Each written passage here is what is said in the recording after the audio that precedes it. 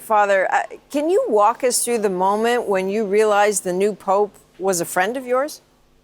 We're absolutely flabbergasted that it was as if a family member had stepped right to the balcony. Our brother Bob, an Augustinian, who we've just been friends with and has served us as a leader in our order, and certainly in the missions in Peru and around the world, and to see what Pope Francis saw in him, and to now see what the world will come to know, what we already know, is that Leo XIV is an exceptionally faith-filled, bright, gifted man.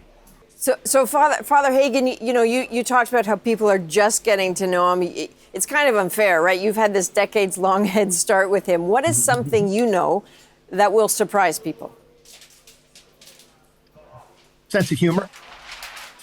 He's a very relatable person. He likes a good laugh.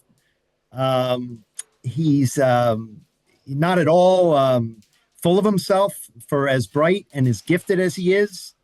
He's a humble man. He's a modest person. He would come across as very unassuming. He didn't need to pontificate, if you will. But you could tell by his, he has a certain authenticity about him.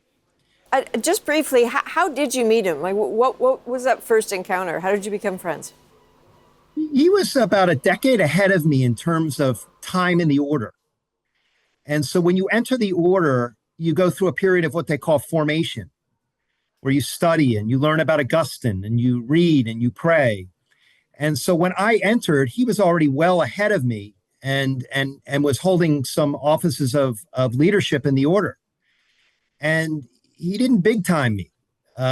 He introduced me to, I was from the East Coast. He introduced me to the Augustinian brothers in Chicago and in the Midwest.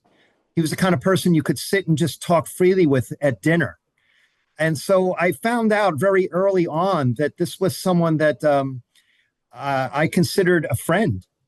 And then watching him throughout his time in the order, just with great respect for the way he could build coalition.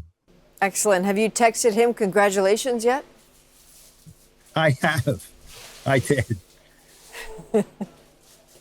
Did you hear back? We were corresponding last month because our province had bestowed on him really the highest order honor in our order, and that is the St. Augustine Medal.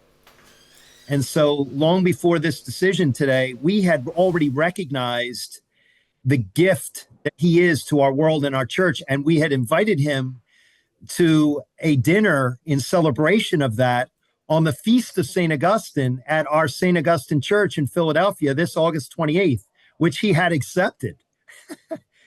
So I don't know. I think he might have a lot more on his calendar right now, but we'll see.